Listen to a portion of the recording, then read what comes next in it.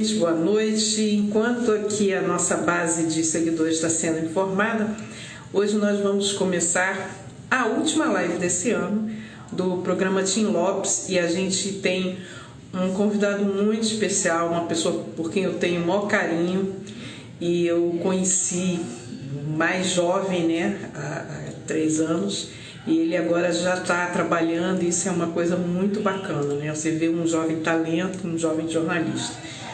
Hoje a gente vai conversar com Jairo de Souza Júnior, tá? Ele mora em Bragança, no Pará, e ele é filho do Jairo de Souza, o radialista, que foi assassinado em 2018, quando estava chegando para trabalhar na rádio, né? Esse crime a gente acompanhou pelo programa Tim Lopes e também faz parte do podcast Jornalismo Sem Trégua, que agora na nossa 3ª temporada abordou esse caso, né? Para quem quer saber um pouco mais sobre esse assunto, está lá no nosso podcast, está tanto no Spotify como em outros tocadores de podcast, né? E também no perfil da Brás no YouTube. Além desse caso, do caso do Jairo de Souza, nós acompanhamos também o caso do Jefferson Pureza e também fizemos também o caso do Tim Lopes. Olha que gracinha, o Jairo entrou aqui, deixa eu chamar ele só um minuto. Opa! Isso, a gente vai falar principalmente sobre essas dificuldades de se trabalhar no interior do Brasil, no que a gente chama de Brasil profundo. Jairo, tudo bom, meu querido? Tudo bem? Tudo bom, boa noite. Muito obrigado pelo convite desde já, viu? Imagina, eu é que te agradeço a sua disponibilidade. Eu sei que você trabalha, você tem um corre complicadíssimo, é difícil da gente se comunicar também, né?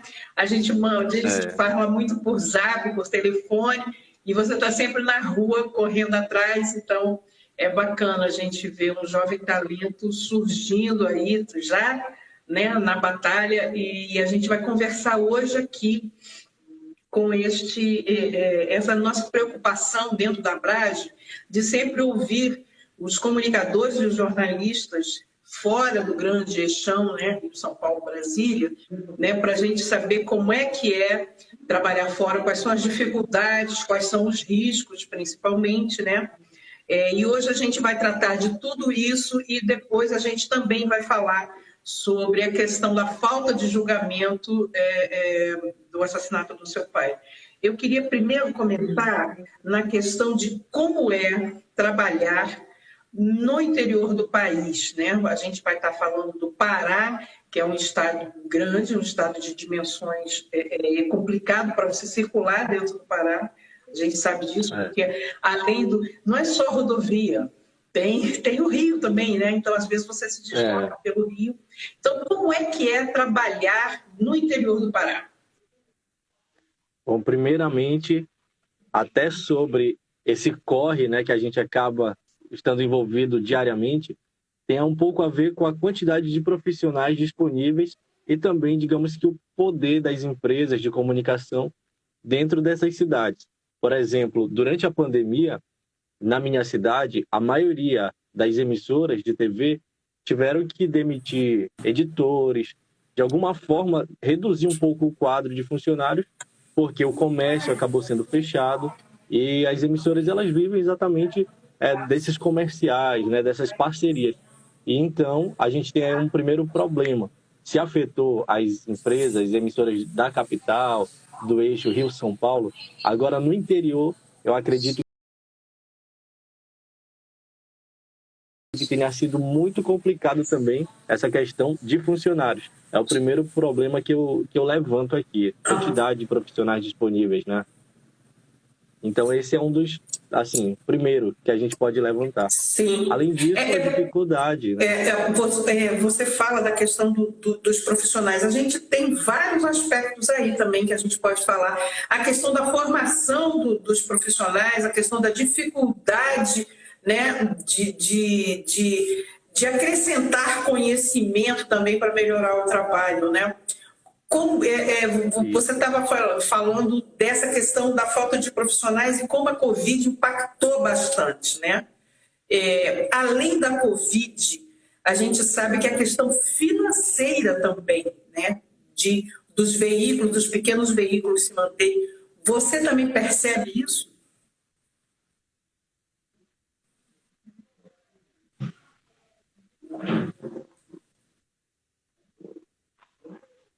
Oi, travou um pouquinho. Voltou? Voltou. Jairo, eu não sei se é o meu. Será que é a minha conexão, gente? Ai, se for a minha conexão, vai ser horrível. É a minha conexão que está ruim? Oi, ok. Ok? Bom, tem todo esse problema, né, o problema já de funcionários, problema mesmo de ter a formação. Até porque um exemplo na minha cidade, por exemplo, aqui em Bragança, existem faculdades que estão chegando agora, 2022, faculdades que estão fora ali das licenciaturas, por exemplo. Há um tempo, a gente, em questão de 20 anos, ficou só faculdades de licenciatura aqui em Bragança. Ou seja, comunicação social, próprio jornalismo, engenharia, isso está chegando agora, já de 2020 para cá. Então, aí a gente já tem outro problema no interior. A gente vai conseguir profissionais qualificados de fato com diploma já na capital paraense, que vem para o interior. Então, outra dificuldade também a questão já da formação. Você trabalha em Bragança. Como é que é trabalhar em Bragança? Você sente que há ameaças? Por que eu estou te perguntando isso? A gente fez uma live aqui no programa com o presidente do Sindicato do Pará, Vitor Gemac, e ele falou com a gente que ele acredita que existe, inclusive, uma subnotificação de ameaças e de ataques, né?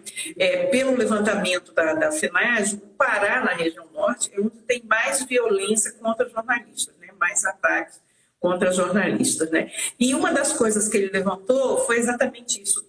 Como o estado é muito grande e as distâncias são complicadas para ir de uma cidade para outra, principalmente quando você já chega ali na divisa com o outro estado, né? Você não consegue chegar na capital até para relatar que houve uma ameaça. Como é que, na sua rotina, você percebe essa ameaça? Olha, no meu caso, eu posso até citar o meu caso, né? Sim. Aqui, já de início. No meu perfil, inclusive, está a nota do sindicato que foi emitida pelo perfil oficial do Sindicato do Estado do Pará dos Jornalistas, onde eu fui atacado pelo gestor de Bragança, e então acabou que sendo já pelo meu nome, eu digo assim pelo meu nome porque tem o caso do meu pai, sim, né, que foi uma vítima vou abordar o seu violência. Caso do seu pai logo na sequência. Então acabou sendo um pouco mais rápido, mas eu tenho colegas que inclusive participaram do podcast sobre o caso Jairo Souza, que tiveram que viajar, perderam emprego, não tinham mais contratos com empresas, e então acabaram tendo que tentar a sorte em outro estado. Essa já é outro problema também que é muito enfrentado. Ou você está do lado que é o lado dessas pessoas que acabam fazendo essas ameaças, ou você fica à margem. E então fazer uma denúncia, chegar na capital. No meu caso foi um pouco mais rápido por conta de todo isso que a gente viveu. Mas eu tenho colegas que não chegaram. Sim. Então, para atualizar quem não acompanhou o caso e para poder a gente situar, como é que eu conheci o Jairo Souza Júnior? Eu conheci quando eu fui a Bragança para cobrir o caso do assassinato do pai dele, o radialista Jairo Souza, que ele foi assassinado quando chegava para trabalhar na rádio, né? Desse assassinato teve uma investigação longa, né?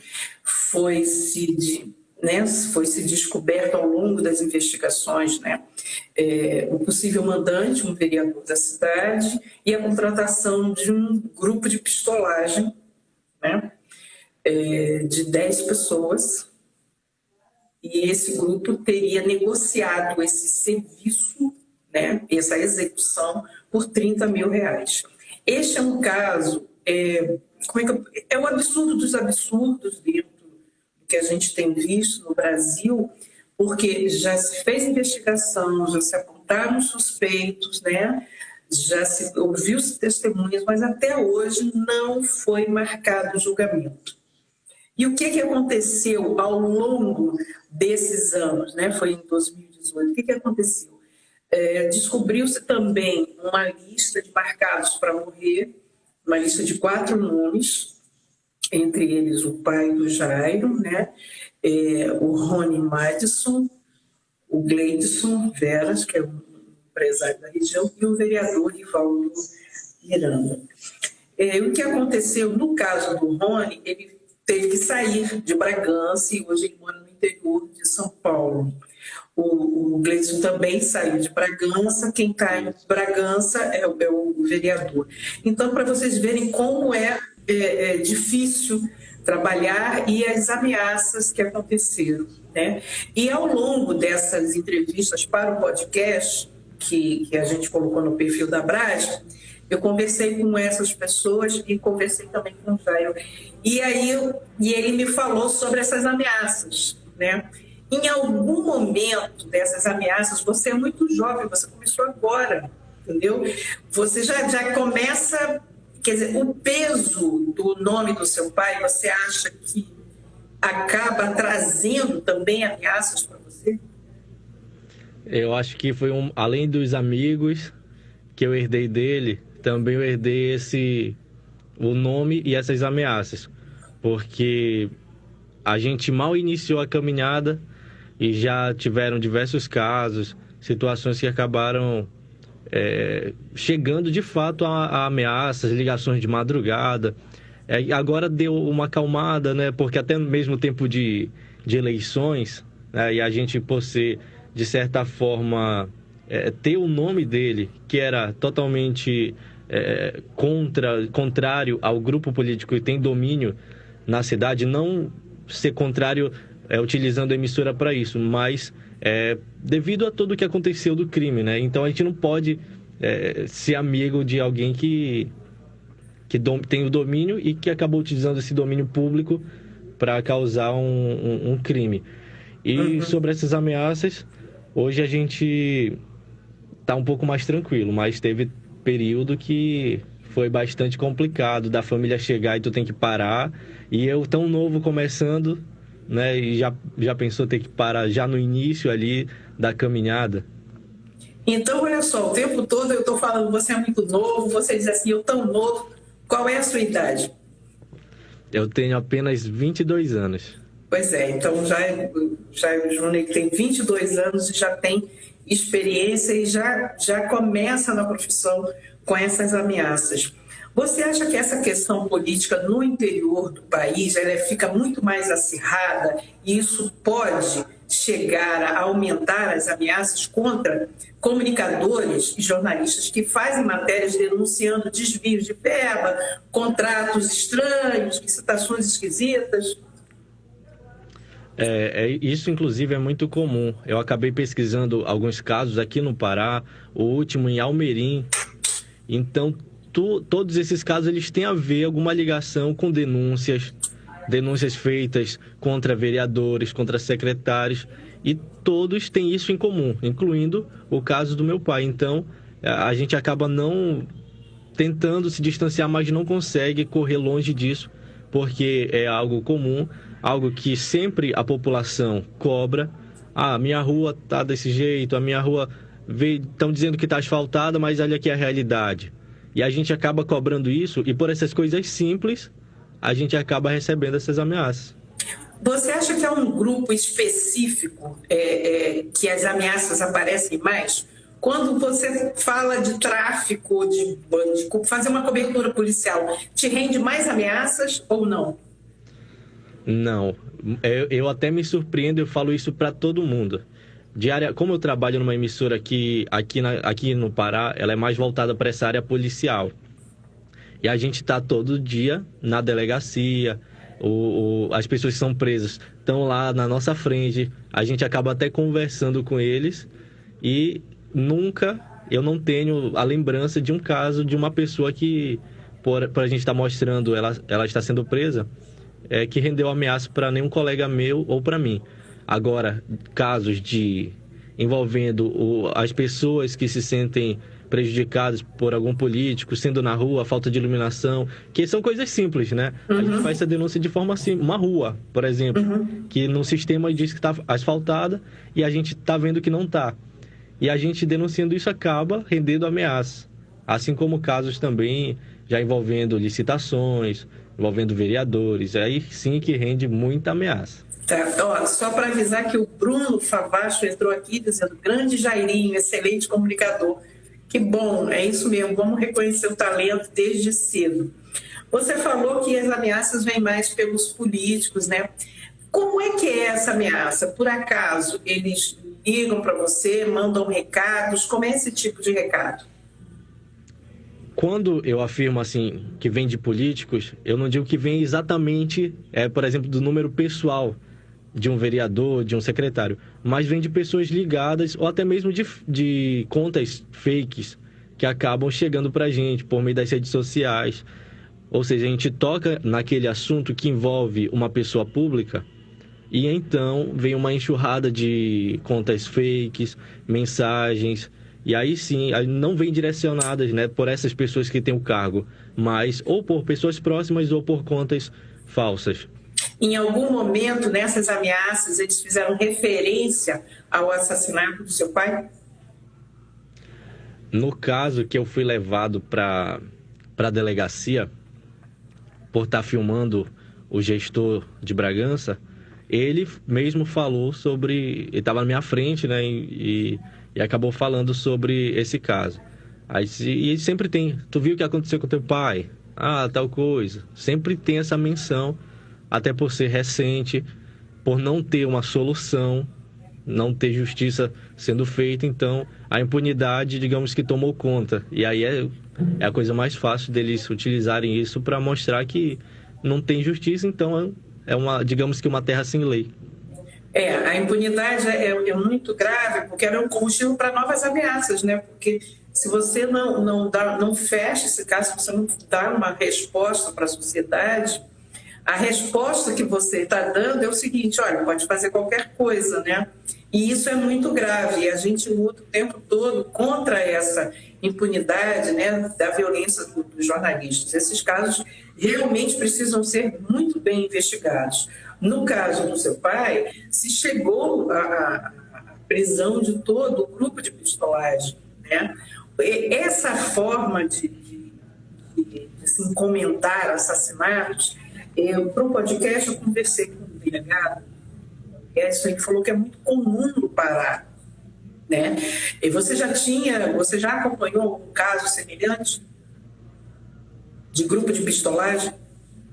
Sim, a gente, até mesmo porque esse grupo que foi contratado, segundo a investigação, ele atuava aqui.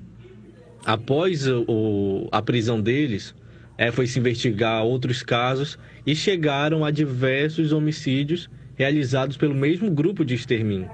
É o grupo de pistolagem que atua em diversos casos muito conhecidos, inclusive aqui.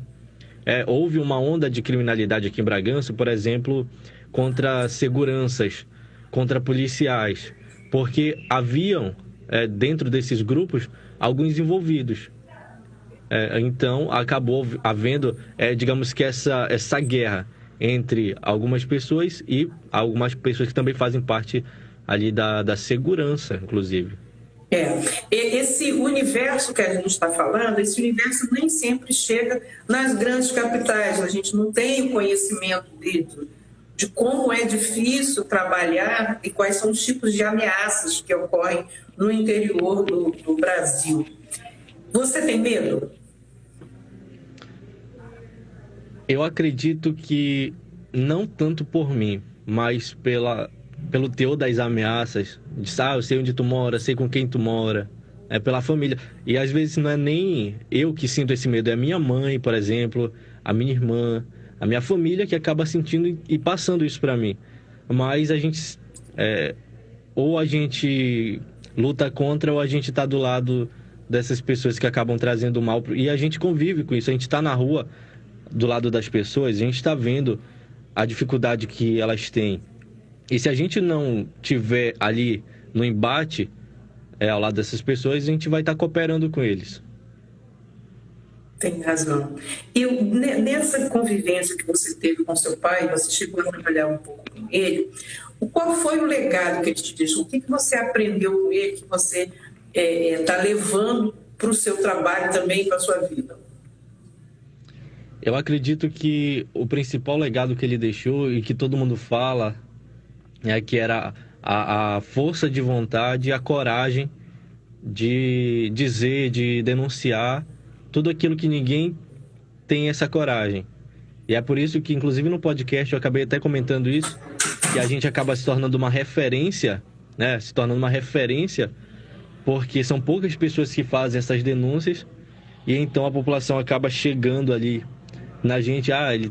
E foi exatamente o que eu vi no meu pai, de estar vendo ele na rádio, todo dia falando tal situação, tal coisa, tal rua, e no outro dia ser consertado, por exemplo, aquele poste, aquela luz, ser asfaltado. E isso acaba trazendo também até uma gratidão na gente, tá valendo a pena. Sim. Era isso que eu ia te perguntar, se estava valendo a pena. Você tão jovem já trabalhando e você recebendo esse tipo de ameaça. Mas você me falou também dessa questão da impunidade. Você ainda tem essa sensação de... Você acha que vai se marcar o julgamento? Porque essa é a grande questão. Já se avançou bastante e por que não marca o julgamento? Você acredita ainda que vai ter um julgamento? Eu quero acreditar. É algo que eu quero acreditar, que eu tenho que acreditar. Porque, enfim, é meu pai, né? E mesmo não sendo meu pai, deve se dar ser feita a justiça. Poderia ser qualquer pessoa, deve seguir todo o rito das audiências até chegar à condenação ou não. Mas a polícia conseguiu apurar, tem provas, a polícia conseguiu mostrar para o Ministério Público levou para o Judiciário e infelizmente acabou travando. Eu espero que tenha, mas já foram quase 6 audiências de instrução, que deveria ser só uma, foram 6, remarcadas, e até hoje sem a data para o julgamento, e já são 3 anos, vai fazer 3 anos e 6 meses agora em dezembro. Pois é, e essa questão dos recursos também, né? Foram impetrados vários recursos e os acusados estão em liberdade para responder o processo em liberdade.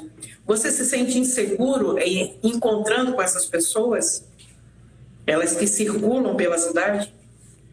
Sim, até porque não somente eu, como eu já disse, mas pela família, pelas pessoas conhecidas que falam, tal coisa. Aí chega aquelas conversas, né? Não sei o que, ali tá o comentário que tu falou de tal pessoa na TV ou no rádio e tá cobrando o crime, eles estão soltos, toma cuidado.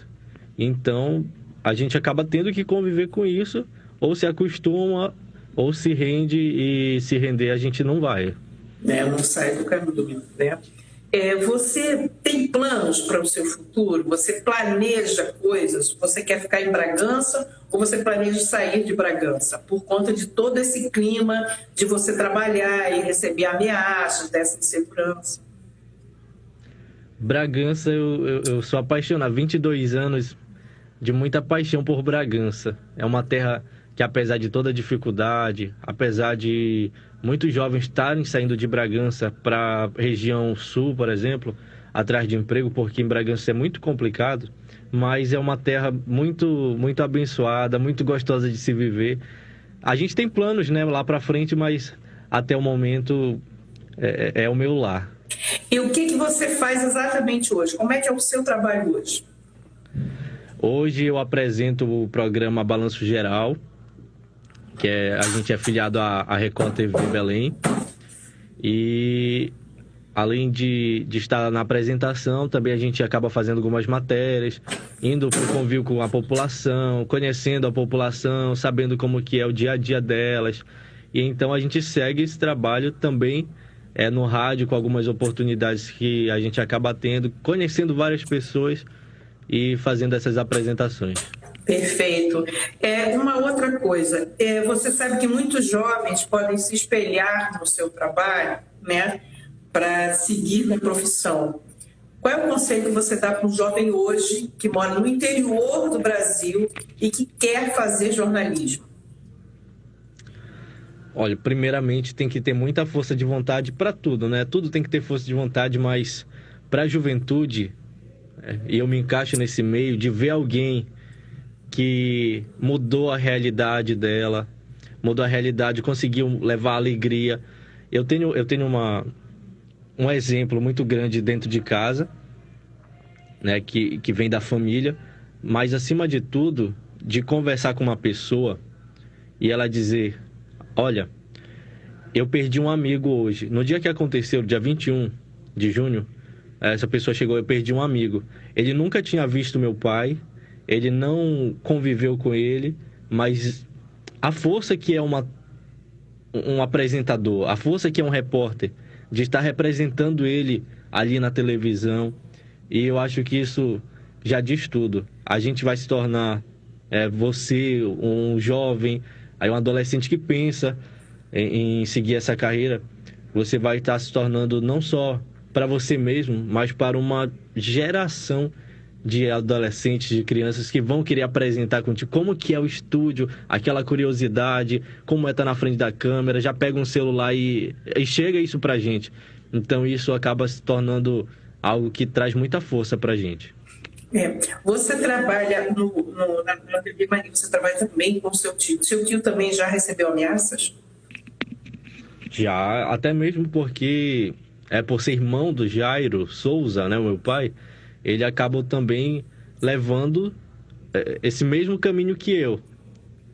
E aí a gente acaba recebendo essa, até mesmo ele um pouco mais, por questão de ser irmão, de ser o primeiro ali a dar continuidade. Eu já fui na sequência, apesar de ter trabalhado com meu pai, mas eu já fui um pouco depois de entrar na televisão. Ele não, como ele já estava nesse mesmo ramo, ele acabou herdando até mais essas ameaças. Sei. Só um minutinho aqui, porque eu tenho que me localizar, que hoje eu estou aqui emprestada para um local. Desculpe, eu já tinha falado com você, né? Mas espera aí, calma. É porque eu estou aqui numa outra situação, por isso que eu estou aqui me deslocando. Além dessa, desculpa, tá? Essa interrupção. Além dessa questão que a gente conversou sobre as ameaças, sobre a sua preocupação também de estar num local onde você encontra com esses acusados do assassinato, né? O que me chama a atenção quando eu estava apurando, não só acompanhando o caso de Bragança, mas apurando esse podcast, foi que as pessoas, elas continuam com essa sensação de impunidade e elas têm medo também, né? Elas têm medo de falar, né? Isso é muito ruim quando a gente percebe que o que a gente vê... Eu tô tão indignada quando a gente apura um material e a gente sabe que não foi feito ainda o julgamento, não foi dado continuidade. Isso é muito grave no país, né?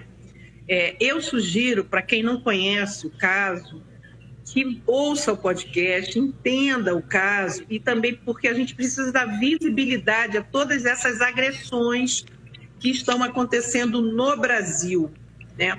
Uma das coisas que o presidente do sindicato me falou é que há uma subnotificação. Muitas pessoas sequer chegam a falar sobre isso.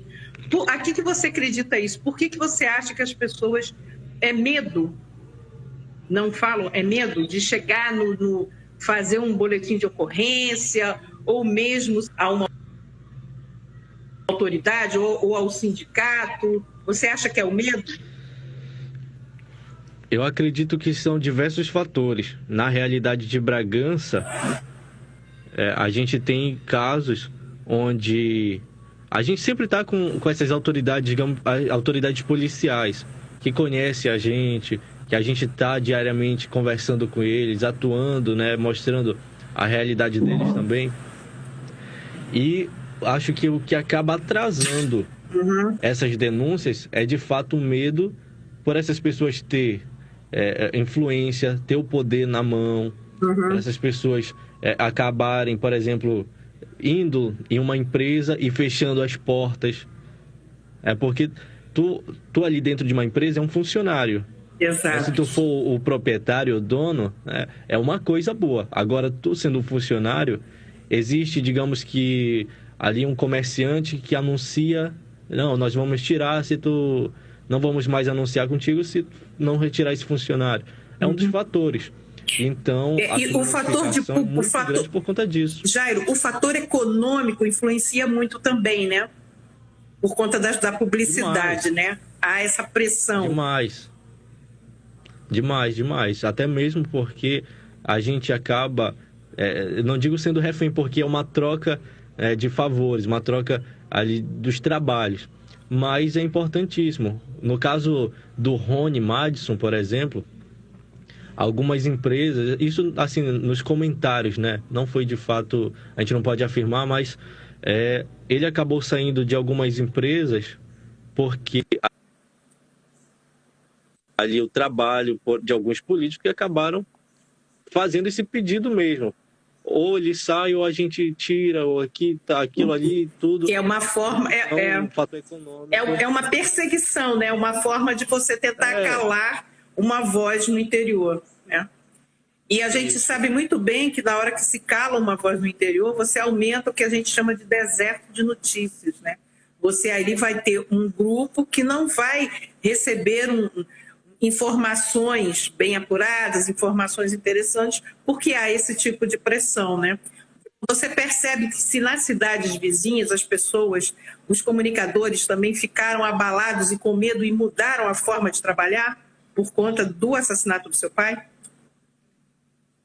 Houve uma grande mudança, uma mudança mesmo muito significativa, porque nos grupos das redes sociais, algumas pessoas que acabaram tendo que deixar de fazer aquilo, essas denúncias que eram escancaradas, eram denúncias mesmo da rede social, do rádio, da televisão, e acabou se reduzindo a alguns poucos que continuaram, mas com muito medo, a qualquer momento ali tendo que ou sair da cidade ou buscar novos rumos, porque a situação... Então você acha que eles mudaram a forma de trabalhar com medo de talvez receberem o mesmo tipo de tratamento, ameaças, né? Sim, até mesmo porque é muito fácil alguém se esconder hoje atrás de uma rede social e dizer... Exatamente. Que conhece, né? E isso acabou afetando muito essas pessoas. Exatamente. Peraí, hoje eu estou aqui me deslocando. Desculpe a quem está assistindo a live, mas é que eu estou num outro ambiente, que eu estou, enfim, numa outra situação, e aí eu estou me deslocando, me adaptando aqui, tá? E me desculpe, tá, Jairo, por essa interrupção. Mas só para poder a gente fechar aqui nessa questão, a gente percebeu muito, né, durante essa apuração do podcast, eu percebi que existe realmente o medo de se falar. Existe o medo de tocar no assunto, existe o medo de se envolver, existe essa sensação de impunidade, né? O tempo todo que a gente esteve apurando esse podcast, e também o tempo todo que eu estive aí em Bragança, né? Quando eu estive em Bragança em 2018, com o Rafael Oliveira, que na época era estagiário da Abrad, a gente ficou muito surpreso e espantado com o clima da cidade, né? Já havia um clima muito, né, aquele clima de insegurança, o pós-assassinato, a gente teve aí 10 dias depois. Hoje, você acha que Bragança saiu do foco? Porque naquela época, né, na época do assassinato, todos os olhares estavam para Bragança. Foi muito falado, né? E inclusive se fez uma força-tarefa que saiu de Belém e foi a Bragança apurar. Você acha que acaba tantos ataques que pode correr o risco das pessoas se esquecerem de Bragança? Eu acredito que é um caso que, por não ter solução ainda, para a gente ainda estar vivendo esse pedido de justiça, algumas pessoas que ainda se sentem prejudicados ou com medo de casos como esse, eu acredito que o foco continua, digamos assim. Até mesmo porque são casos repetidos, não mais de homicídio, mas de ameaças, são casos que se repetem, Sim. são casos onde chega algo ali próximo e, olha, a gente tem um grupo, a gente é muito parceiro aqui na cidade. Por ser uma cidade pequena do interior, as pessoas são muito, muito juntas, as emissoras, por exemplo. E a gente tem uma parceria muito grande que eles acabam relatando. Olha, isso aconteceu comigo, tal, tal, tal. Aí a gente, num dia desse também aconteceu comigo com tal pessoa que é vereador, com tal pessoa que... Então, a gente acaba vendo mesmo de perto que não mudou desses 3 anos para cá. Só não teve mais casos, né, tão como do meu pai. Tão absurdos que envolveu tanta gente para fazer a execução, né? O Carlos Duarte, aqui do CPJ, está dizendo o seguinte, que o Brasil está na 8ª posição do índice de impunidade do Comitê de Proteção aos Jornalistas, que foi lançado em 2021. Né? Desde o início nós estamos acompanhando, eles fazem um acompanhamento anual, e é verdade, a gente tem feito esse acompanhamento, esse monitoramento, todas as entidades que estão preocupadas com essa questão de liberdade de imprensa, direitos humanos, liberdade de expressão, a gente tem monitorado os ataques e a gente tem acompanhado de perto tudo isso e está realmente aumentando o número de ataques, né? Do ano passado para cá já aumentou bastante. Qual é a sua expectativa, Jair, para o próximo ano? Você acha que é possível que se aumente esse tipo de ataques que está contra você aí na cidade, no interior do Pará? Você acha que pode aumentar? É aquilo que eu inclusive queria falar, porque a gente tem exemplos federais, estaduais, mas no interior a gente acaba vivenciando muito isso, porque na cidade grande tem sempre uma câmera ali, um celular preparado. Aqui no interior, apesar de logicamente já estar muito avançado, mas ainda acontece muitos casos onde não tem nada para registrar, onde a gente acaba não conseguindo registrar certas situações que acontecem com a gente, não consegue gravar um áudio. Em casos no meu caso, por exemplo, eu acabei não podendo gravar e aí para fazer uma denúncia mais incisiva, para levar adiante, eu acabei não conseguindo, por exemplo. Justamente por não ter ali uma gravação, por ser interrompido, e não ter ninguém do meu lado, digamos assim. Sim. Então, além de estar crescendo de forma nacional, também no interior é uma crescente com pessoas muito parecidas, com líderes autoritários que atuam nas cidades do interior. A gente tem o outro caso que a gente acompanha, que é de Edealina, também é um radialista que foi assassinado, estava em casa, e também tem esse pano de fundo de políticos, né, denúncias que ele fazia também, como no caso do seu pai, que fazia várias denúncias de questões de obras, né, de empresas que começam de uma forma, começam um açougue, daqui a pouco vira uma empreiteira e que ganha contratos milionários de obras. Então, é um assunto muito delicado, porque há uma fragilidade, digamos assim, né? Como vocês estão muito distantes da capital, então vocês estão mais vulneráveis, né? Essa é a minha visão, vocês estão mais vulneráveis. Só o deslocamento, eu vou falar da nossa experiência. Para a gente sair de Belém para chegar em Bragança, a estrada não é 100% linda, maravilhosa, que você chega tão rápido. Não é assim que funciona, né? Além disso, há uma sombra de telefonia ali que você tem horas que o celular não pega, né? Então, você fica muito à mercê da natureza. E quando você chega na cidade para apurar o que aconteceu, você pode esbarrar com os acusados, né?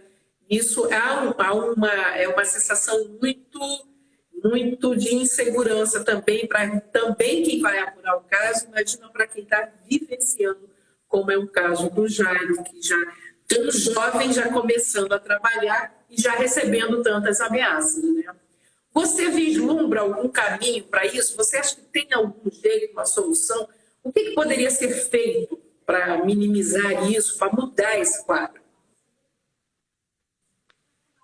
Eu acredito que é um trabalho muito difícil, porque a gente tem o estado do Pará, que é imenso, com cidades muito mais isoladas do que Bragança. Bragança, por exemplo, está a 210 quilômetros da capital. Para a gente, né, que é aqui da cidade, a gente já não considera tão distante assim, mas é muita dificuldade.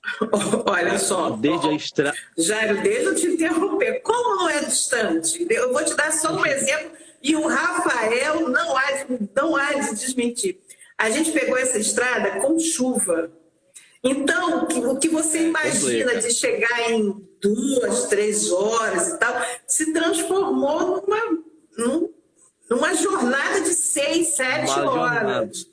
Porque choveu, acabou, né? A pista estreita é complicado, entendeu? Não tem nem acostamento. Você já está acostumado com essa distância, mas é uma distância considerável, além das condições da estrada não serem tão favoráveis, digamos assim, né? Mas, sim, eu acabei de cortando. Tá? Inclusive, são problemas como esse que a gente acaba denunciando também. Apesar, para a gente estar acostumado, né, eu falo isso, mas a gente acaba tendo problemas também, com condições em áreas, ali, perímetros péssimos, até chegar em Belém é uma luta também que a gente acaba passando, mas por estar acostumado, né, foi nesse sentido que eu... eu sei. Mas é uma luta, né? Sim, é uma luta, você se acostuma também na luta, né? É complicado. Quando você me falou, quando eu soube que você já tinha recebido ameaça, você tão novo, eu falei assim, gente, como assim? Sabe, você está começando na profissão. E você tinha falado comigo, né, que esse tipo de ameaça não te faz parar. Eu acabei, como eu falei, eu acabei recebendo um período, assim, um grande número de ameaças. Mas eu nunca me senti, de fato, digamos que ameaçado. Porque o meu pai, ele passou 10 anos da vida dele de trabalho recebendo esse tipo de ameaça. Tá falando demais. Era o que eu falei, né? É justamente para tentar fazer com que a gente se intimide e pare de citar tal situação. Isso que ele acabou achando. Quando aconteceu em 2018, ele já mudou a forma de agir com essa última ameaça. Ele sabia que era algo agora que preocupava ele. Então, por seguir já um pouco isso, ter uma certa experiência com a vida dele, eu acabei identificando isso. Eles querem que a gente pare, a gente vai dar aqui uma baixada mesmo por segurança da nossa família, da gente, mas a gente não vai mudar o nosso foco também. A gente vai continuar com as denúncias, enfim, com todo o trabalho. Exatamente, cara. Bom, Jair, eu queria que você deixasse uma mensagem de esperança para quem ainda está, principalmente no interior do país, trabalhando. Bom, principalmente para quem é jovem, para quem está pensando em seguir, né, essa carreira, que por vezes perigosa, por vezes que traz uma alegria muito grande, e é algo que traz também uma felicidade imensa quando a gente vê alguém se espelhando na gente, quando a gente vê alguém feliz, agradecendo porque chegou um benefício que a gente foi lá cobrar.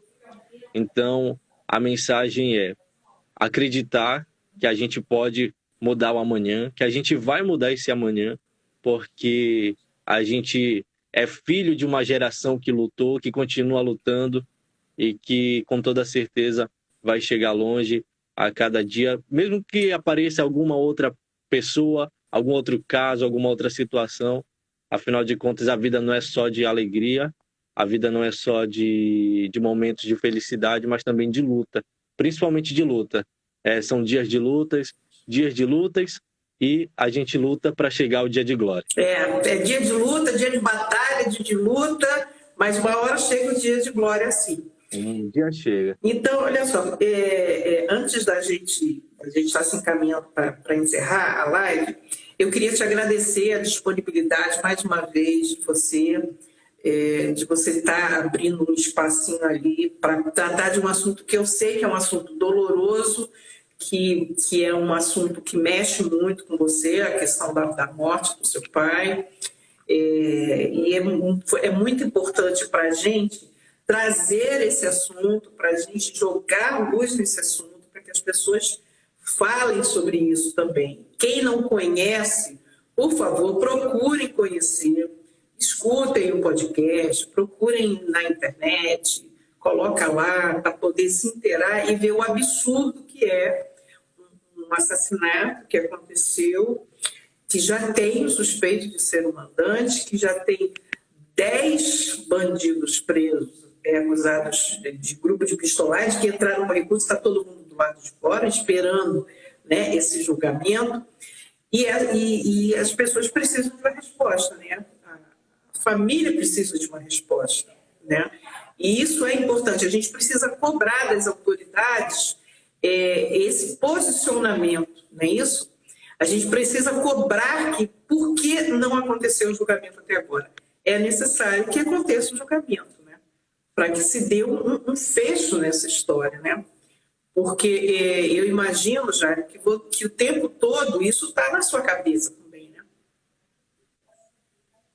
Sim, a gente, de toda a família, eu acabo observando meus irmãos, que inclusive acabaram até adquirindo trauma, que acabaram trazendo para a vida diversos problemas depois que isso aconteceu. Afinal de contas, é um pai, né, que se vai de uma forma trágica, uma forma covarde, e que infelizmente não tem nem o julgamento para tentar amenizar um pouco essa dor. E a gente acaba sem ter uma data que pelo menos aqui a gente sabe que vai acontecer algo. Pelo contrário, são 3 anos e 6 meses, onde todos os suspeitos, acusados, foram liberados, justamente por não poder ficar tanto tempo preso, porque não tem julgamento, então eles não podem ficar presos. Exato. É algo que a legislação acaba liberando, né? Então, a gente segue. Inclusive, eu queria agradecer desde já, porque todo o trabalho da Abrage com a gente desde 2018 sempre trouxe muita influência, sempre ajudou muito com as autoridades da cidade a dar uma resposta, pelo menos momentânea. Porque, inclusive, também queria convidar todo mundo que está assistindo a conhecer o caso e, de alguma forma, se juntar à família, se juntar à imprensa bragantina e buscar uma resposta. Saber do Ministério Público, do Judiciário, o que está acontecendo, que a gente ainda não tem esse julgamento. São 3 anos e 6 meses sem julgamento e que a gente acaba todo dia tentando, de alguma forma, e, infelizmente, sem nenhuma resposta. E a gente vai continuar acompanhando, porque a gente estava acompanhando desde o início, a gente continua cobrando, a gente continua acompanhando o caso. Eu li o processo, vi como é que está. É um absurdo que ainda não tenha sido marcado o julgamento, né? Já passou da hora. É claro que a gente tem que entender que durante a Covid, todos esses recursos, os julgamentos, eles foram adiados, né? Foram bem lentos por conta exatamente da Covid, né?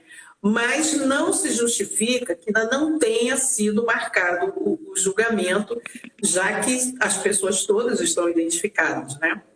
É claro que há também a questão de, até agora, ficou, digamos assim, se convencionou que existe um mandante só, apesar de, durante as investigações, terem sido apontadas outras pessoas que estariam envolvidas como mandantes do crime, mas não houve provas suficientes, né, não houve indícios suficientes que levassem, né, a você colocar outras pessoas como mandante. No momento, quem está como mandante é um vereador da cidade, né? Que foi cassado, inclusive. Mas ex-vereador. Ex-vereador, né? Foi cassado, inclusive. Agora, é um absurdo também que autoridades, né, locais estejam envolvidas no crime. Esse crime também dá exemplo de Adealina, que também tem um vereador envolvido como mandante. Então, vocês veem, a situação no interior do país é uma situação muito preocupante. O Richard Calefa está dizendo, justiça já. Exatamente, Richard. É necessário, sim, que se tenha uma resposta, né?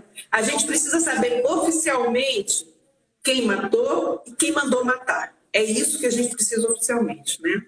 A gente já tem indicações, já tem suspeitos, esses suspeitos foram ouvidos, né?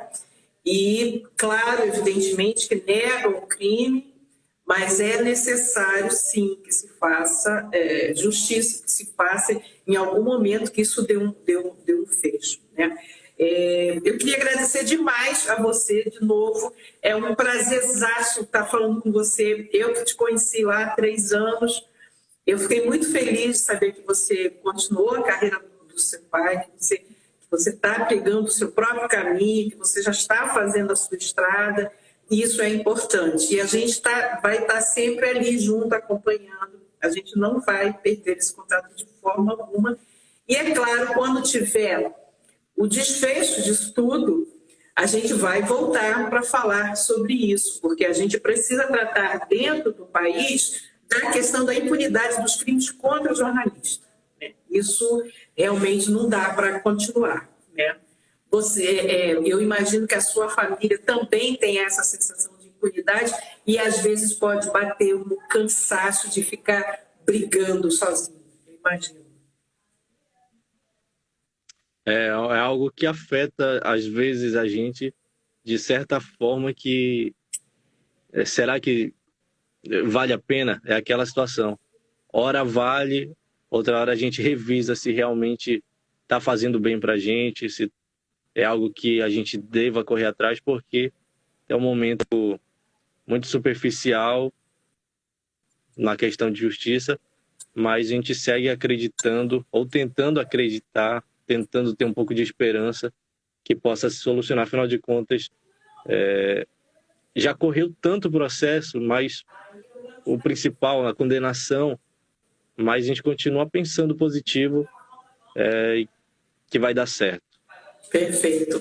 Olha, muito obrigada a quem assistiu aqui e alertando, essa foi a live que fechou a nossa temporada de lives desse ano com o Jairo. Mais uma vez te agradeço, você sabe que virei fã de carteirinha de você pela sua garra, pela sua disposição de trabalhar tão jovem, já enfrentando tudo isso.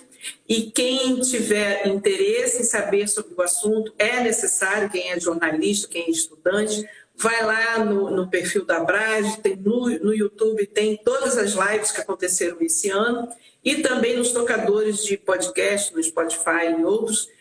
Também tem o podcast que vai contar direitinho o que aconteceu, a investigação, os mandantes, quem é, a briga e tal, e essa questão de impunidade e a nossa preocupação para que não se aumente o deserto de notícias que está no Brasil.